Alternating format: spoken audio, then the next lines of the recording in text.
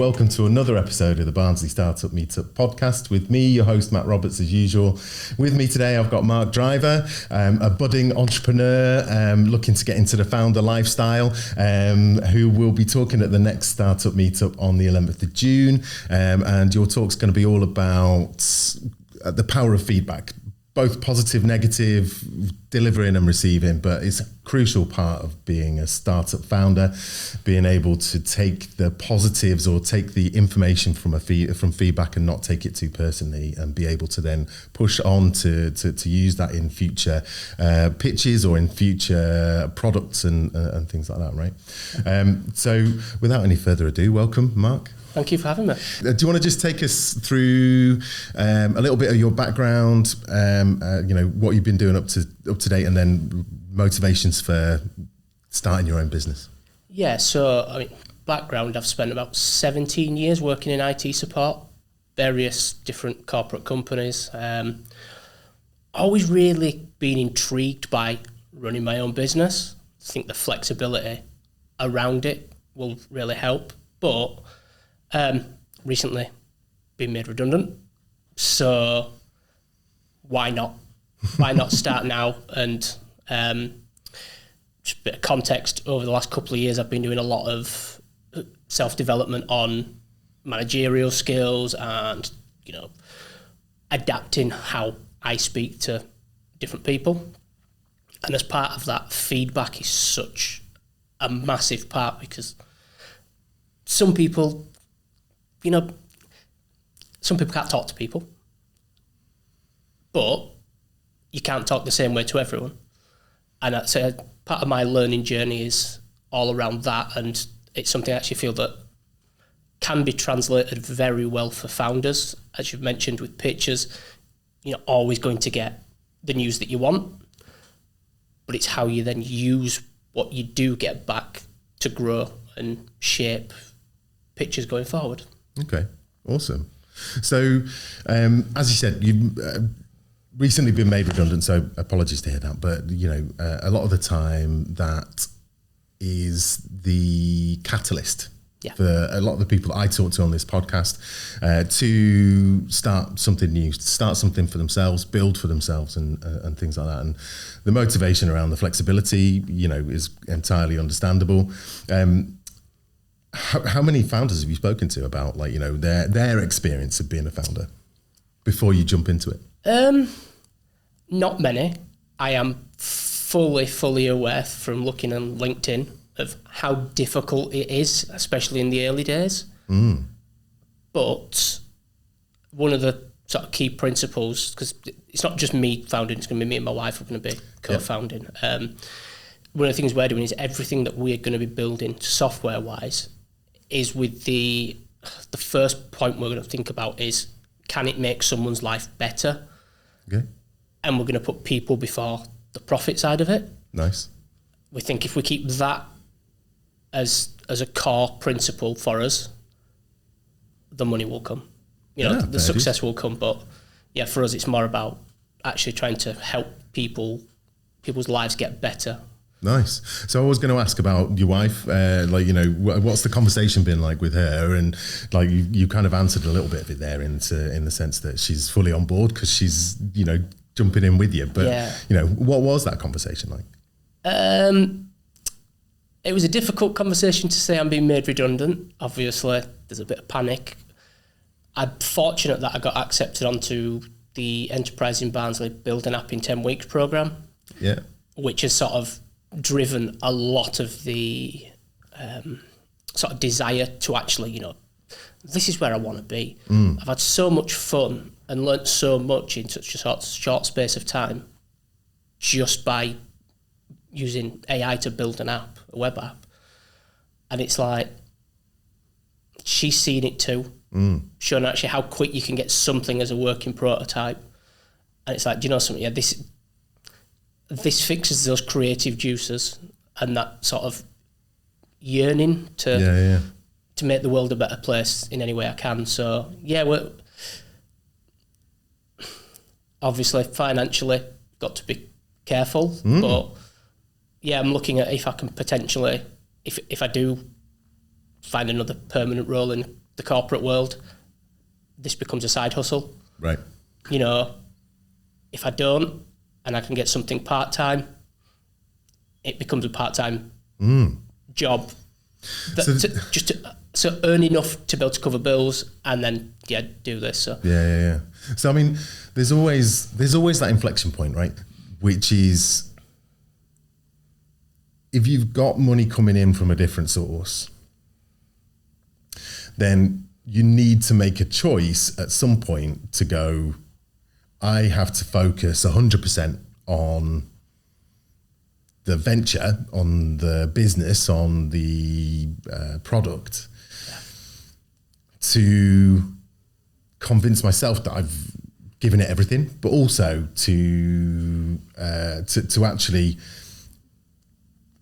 dedicate 100% of your focus on making that venture a reality and a success, right?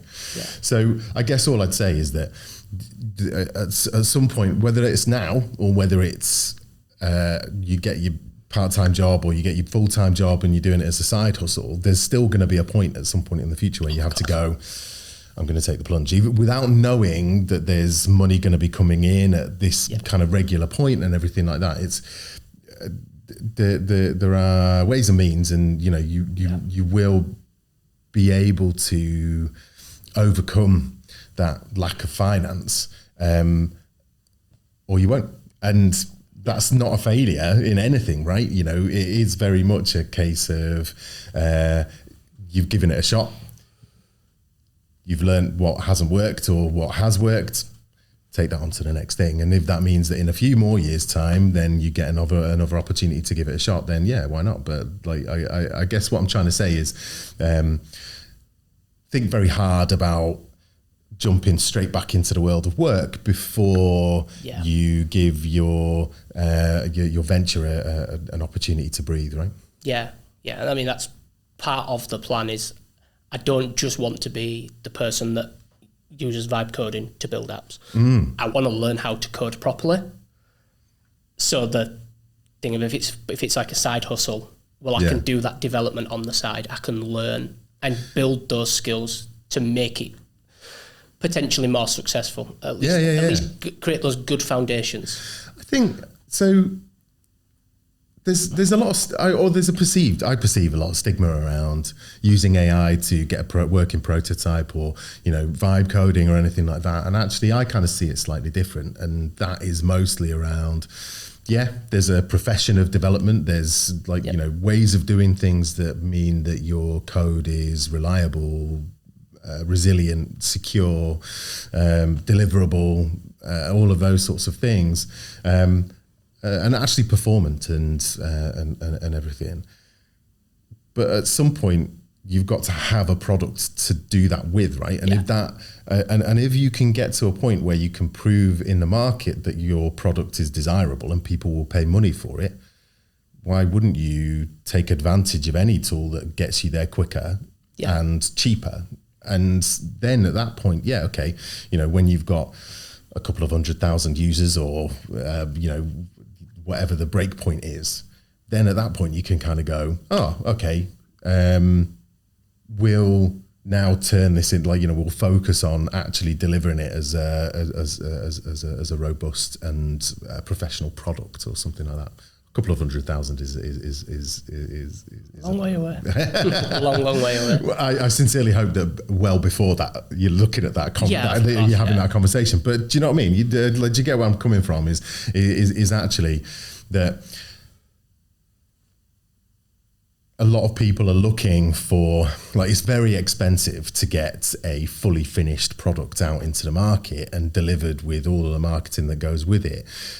And that's out of reach for a lot of people, certainly small startups. And if you can use tools that are readily available and get you to a point where you can put something in front of a customer and go, what do you think? And they can go, I don't like that, I like this, I like that, or I'll pay for that straight away. Then sweet.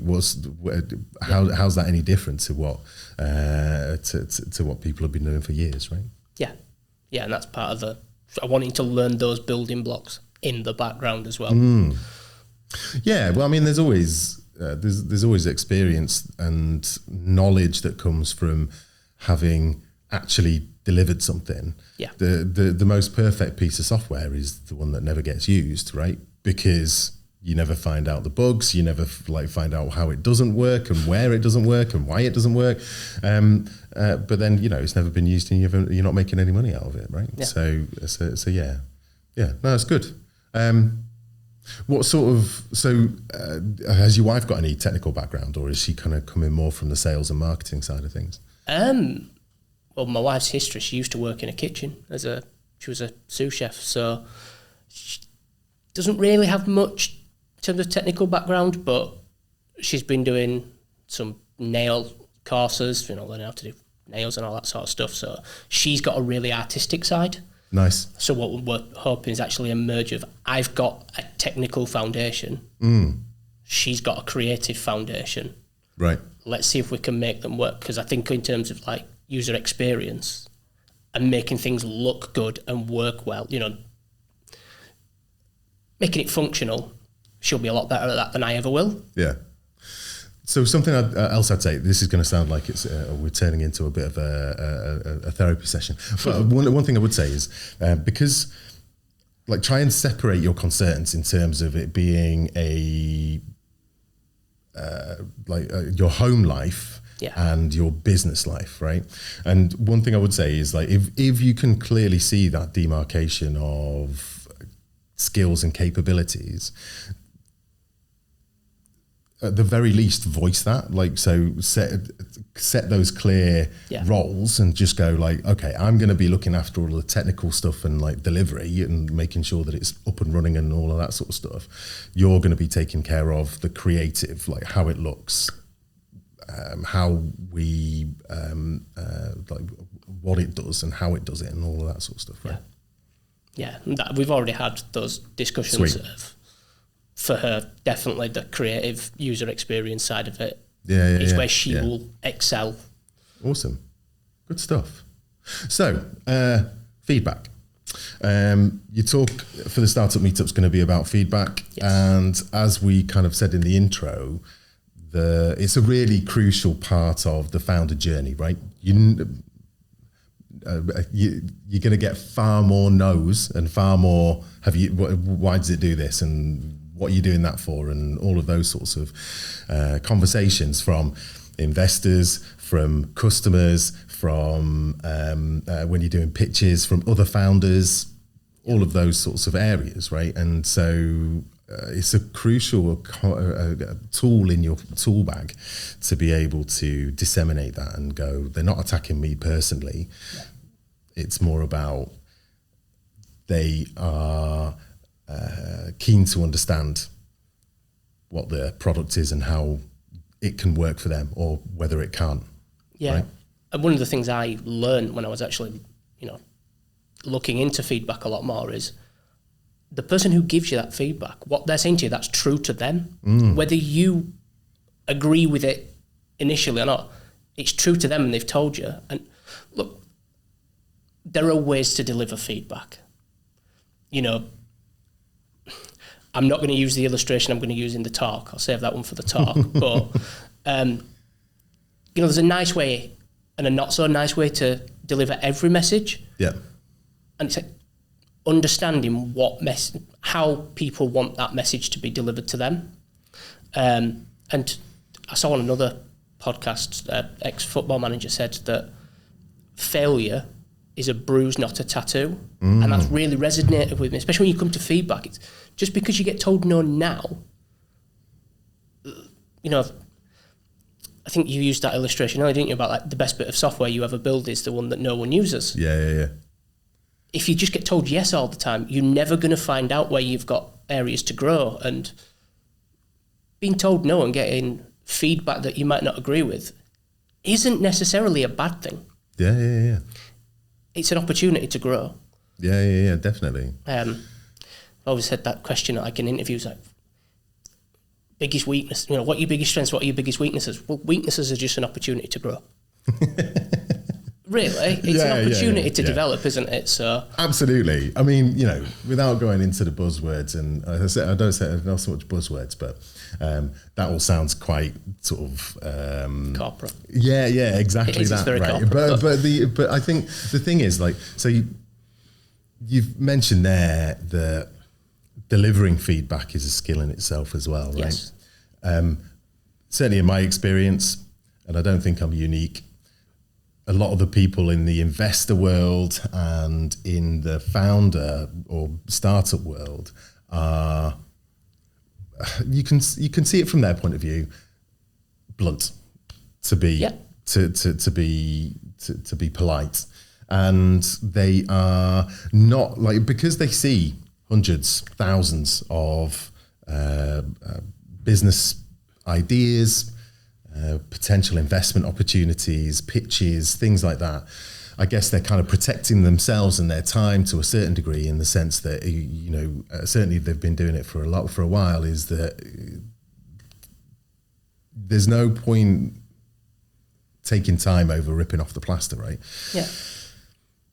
But that can be delivered. The way that ends up getting delivered for certainly first-time founders and very early founders can be very demoralizing, right? And I guess actually, you know, what we're talking about here is how you pick yourself up from that and take an opportunity to learn from it and understand that it's not a personal attack. And that's what people tend to do, isn't it?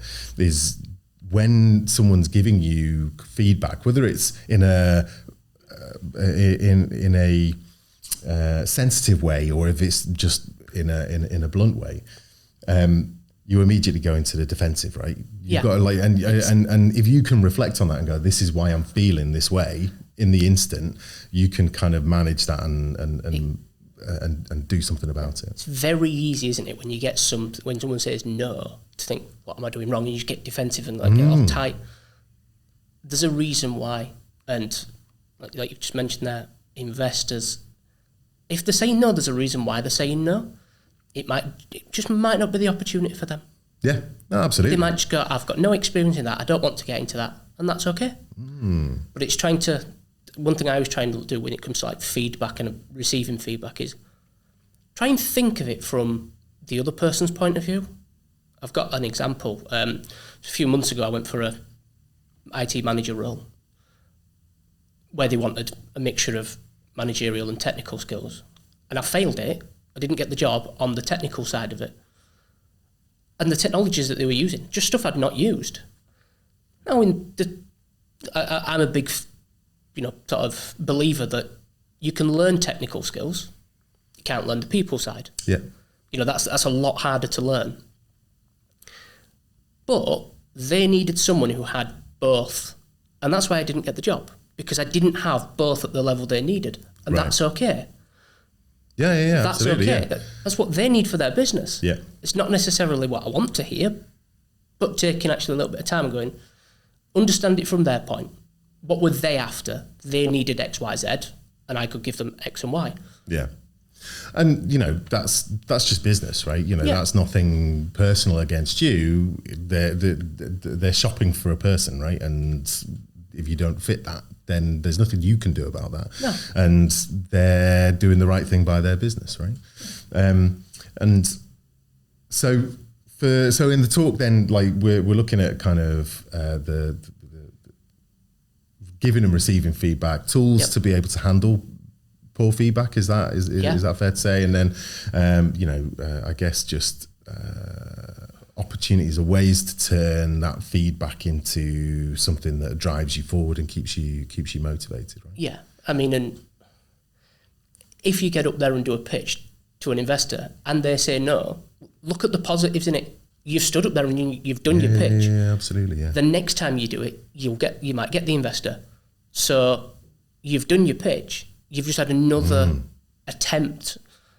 You get better at pitching the more you do it. And let's be clear, like none of us are, well, certainly not none of us, but there's very few people I've met in my life who are natural speakers, natural public speakers, right? And it's a muscle that you have to exercise.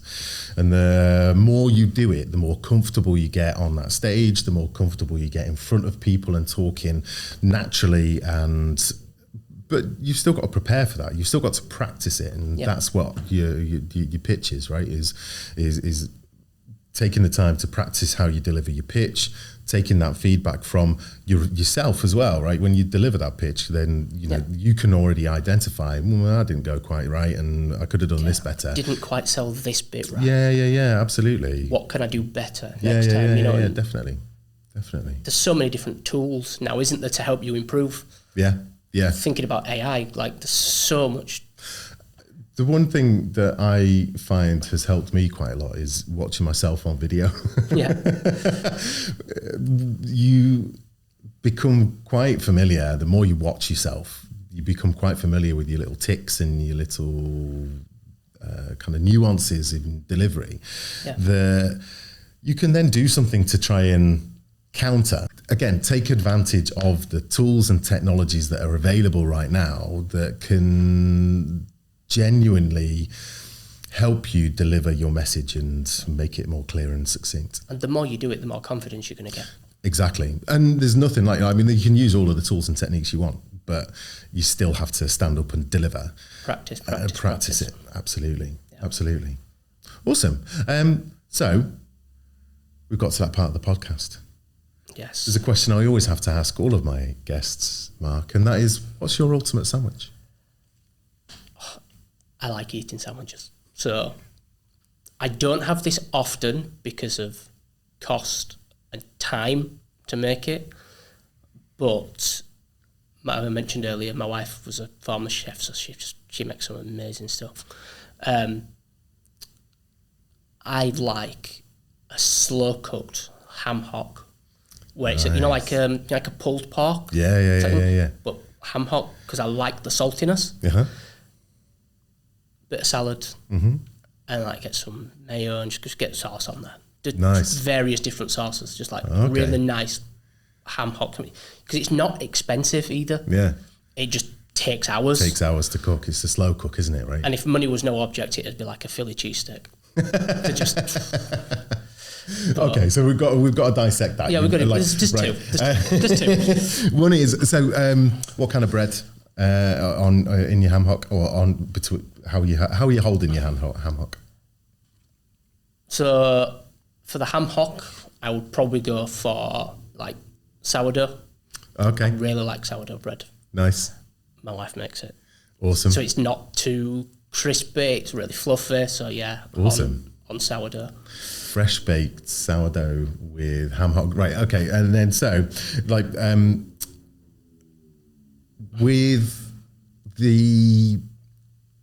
with pulled pork and stuff like that, then obviously you get a lot of juices with it. You get a lot of kind of gravy and or things like that almost. Is that kind of what you're going for vibe inside, or is it going to be a little bit more dry with like actual proper sauces like salad sauces, all that sort of stuff? What sauce is preference?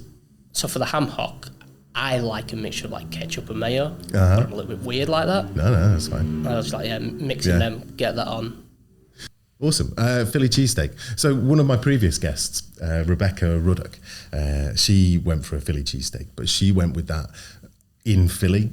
I've never had it in Philly. Oh, okay. But I like steak. Nice. So, yeah. Yeah. Traditional. So it'd be a traditional Philly cheesesteak then. Yeah. Right? Nice. Awesome. Well, thank you very much for coming on, Mark. No problem. It's been a pleasure. The next startup meetup is at the old number 7 again, downstairs. Mark's going to be talking about his sort of feedback and how to handle that. And it's on the 11th of June. So come down, see what we're all about.